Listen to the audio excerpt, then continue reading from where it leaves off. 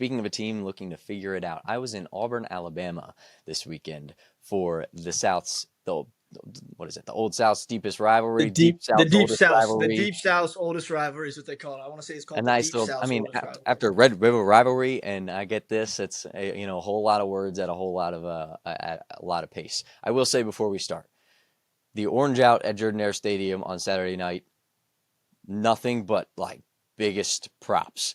A massive day for the Newton family. Cam Newton getting his number retired. The number 2 is officially in the rafters at Auburn. A fantastic achievement for a guy that's arguably the best quarterback in, not arguably, is the best quarterback in Auburn's history, a Heisman winner, 2010 national champion, getting his flowers with his family. They had a cool light show too I know for the fans at home. Stunk, you probably couldn't see it because you were checking out all the highlights from the other games at halftime. But the light show for Cam at half was pretty sweet. Auburn A+ in terms of fan experience for Cam and for honoring the legacy that he left at Auburn. Now, before we get to anything else, I'm not going to talk about refs first. I'm going to talk about the game because the game is really what matters here. I know Auburn fans are going to be up in arms about the officials, and that's what it is. We'll talk about that in a second. But Auburn lost the game on the field against Georgia, right? Outside of anything that happened, penalties, officiating, what have you. Yes, the game changed in the second quarter, at the end of the second quarter when Jackson Arnold tried the whole tush-push thing. Was it a fumble? Was it not? In real life, honestly, to me, it did look like the ball was out. In slow-mo, I know how it looks. Red line, I've seen the image. It could have been 17-0, but it wasn't. Deflated, numb, whatever you want to call how Auburn entered the half is how it stayed the entire second half. They had chances to do it. Before that moment, the Bulldogs had 20 total yards of offense. They're averaging less than 100 or 1.7 yards the entire game per play. After that, Georgia amassed 276 yards, over 5 yards per play. The second half was owned by Georgia. It was a tale of two halves. They forced 3 consecutive 3-and-outs. Offense scored on 2 of its first 3 drives. And Auburn, it's the mistakes you just have to cut out. I know penalties. It had 110 yards, 11 penalties. Tigers ran the ball great in the first half, which I think every Auburn fan out there was praising the Lord for because you hadn't seen any life of a rushing attack for multiple weeks. But again, it's the lack of second half adjustments that jumped off the page. You went from run plays outside and creative draw-ups to try to get yards creatively and get Jeremiah Cobb and Damari Alston going. Running the ball is what Auburn has done for decades. And in the second half, it was different. It went back to a Plano halfback dive right up the gut where Georgia could stop that in their sleep. But I just thought, from the on-field perspective, from the gameplay perspective, Auburn, I think, kind of shot themselves in the foot. They didn't do enough to generate any energy, any force, any yards, any chances in the second half. And that's why Georgia, who when you play them, you sign up for 60 minutes. That's what Georgia gave Auburn in this one. Yeah, I think it was a tale of two halves, and we can talk about that was it a fumble, was it not a fumble? I think he crossed the plane. A lot of other people think he crossed the plane. I don't know what happened, okay, but the thing is that was a turnover, right? And then Auburn let them go 90 something yards and put up points. Like you can't do that. If you're Auburn, you can't let them go drive down the field like that and go put points on the board before they go into half because 10-3 feels a lot different than 10-0, right? So it's like you let them drive down there and put points on the board. And if you're Georgia, you were sitting there at halftime like, this is our ball game. Like after everything that has happened to us, how bad we're getting outgained, and Georgia turned it around. They outgained Auburn in total yards, 296 to 277. They were 2 for 3 on fourth down, and Auburn was 1 for 3 on third down. And Auburn had 1 turnover. And when it comes to these games that are won in the trenches, won in the nitty gritty, won by the hair on your shinny chin chin, because this score shows a 10-point differential, but it was a damn close game. You can't have that turnover, and that 1 turnover was the deciding factor. And yes, if Auburn goes up 17-0, do they probably win the game? Yes, right? I think Georgia goes in there halftime deflated. But you can't also hypothesize if Auburn would have won that game because of the fact of how bad Auburn came and looked in the second half. It looked like Auburn kind of lost all their mojo, and you can't say they lost their mojo just because that one play. I mean, good teams find a way to respond depending on how it goes or how it doesn't go. And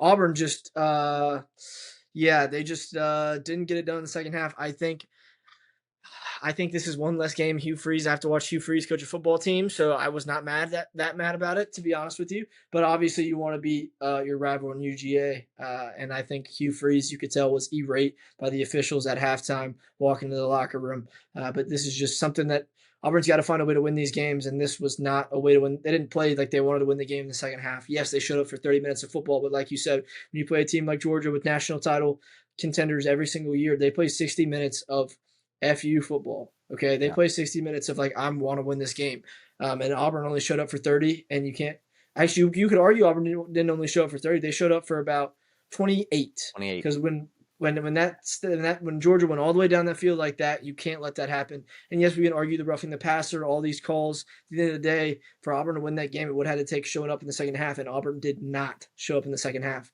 regardless of what happens in the first half. And that's the thing. Even that bad play goes your way, goes against what you think, right? You should think it should be 17-0, but you should still want to respond. Like, Yeah. where was the response in the second half Nowhere. from Auburn? It was nowhere to be found. It feels like Auburn sat there and pouted on the sidelines because the call didn't go their way, and then they lose the game. So, yeah, I just think that this game was, once again, decided in the trenches. And even though Auburn ran the ball better than UGA had the better quarterback, I felt like, had the better play calling at times in the second half especially, and defensively, obviously, had the Kirby Smart. It was a halftime adjustment game. I don't think people Yes. realize that enough. Yes. It was halftime adjustment game, and the halftime adjustments that were better were from Schumann and Kirby Smart defensively, and from Bobo and that staff offensively, and Gunner. I think that's what people need to realize. This game was lost in the halftime adjustments, something Hugh Freeze has not been good at all once since he arrived on the Plains. 15 yards of offense in the second half. You think you're going to beat Georgia doing that? You're wrong. And this is what I'll say about the refs. Yes, they got a lot of screen time online. They got a ton of buzz. Oh my gosh, you're never going to see the end of it kind of buzz. Here's what I'll say. If you walk away from a game having relied on either a win or a loss due to officials, your team probably just is not good enough. I'll Yeah, say it. I don't yeah, mind saying that. And I'll be honest, I see it a little bit from both sides because I thought Georgia benefited a lot from the officiating, obviously with the just the number of yards, the opportunities, the Kirby Smart timeout thing. While it had no impact really on the game, lying to the refs isn't very cool. I thought that was kind of a sleazy thing. Obviously, he's not. Come on, like yeah. let's.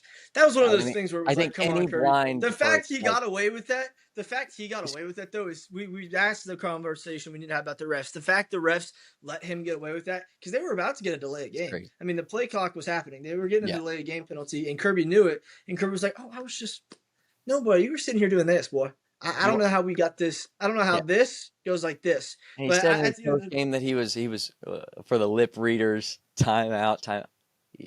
You said time. Like I don't know what other way to put it. Um, yeah, and then for but them to just give him regardless, like another I play, was shocked at how simple the game plan got for Georgia. It was Gunnar Stockton screen pass, and when 3 to 4 yard rushes stopped working, like that's what they went to. So it was relatively simple. But Georgia didn't impress me all that much. More than I expected them to. Like I expected them to impress me, but they kind of just did what they had to do to win the game.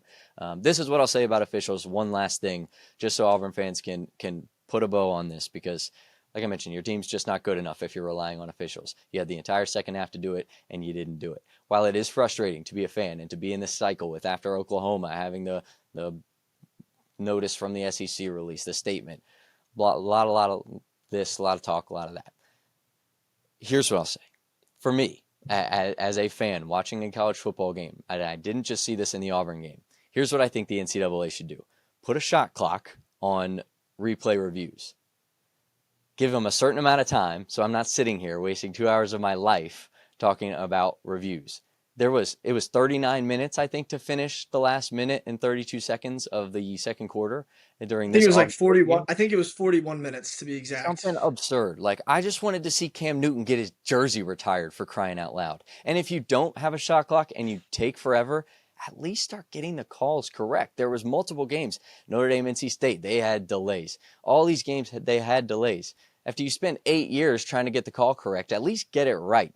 If we spend all this time waiting, to ultimately not get the call right is kind of just embarrassing for the officials. and it makes it a brutal watch. We talk about college football being the most highly growing sport in the country. This is something that just frustrates a viewer, and I think that's probably universally felt. But something to speed it up, like give them a shot clock the same way we give the boys on the field a play clock. That's my thing. NCAA, if you want to hear me out, here I am. Yeah, I don't know what the answer is for refs and long officiating like that, because you want them to take the time on the call. But at the same point, like, I mean, I like what they do at the ACC. Have you seen the ACC setup Yeah. where like they plug you in to what's the Yep. replay booth is talking about? Like, why does the SEC not do that? Like, why do we not get these intercom? Like, if it's going to be this long of a talk, why do we not get to see into what the train of mind and everything, train of thought is what's happening in the booth? Because the way the ACC does that, I ain't gonna lie, that's the best way. They've got it down. ACC is dominating right now with the way they're doing the replay with the officials. And I think the SEC should look into doing that as well, because it gives the viewer, when they do have to be really long and these like not, quick decisions, then if you give the viewer kind of the inside look of what's being talked about, they would understand why it's taking so long. And they wouldn't need a shot clock if they had context of what's actually happening.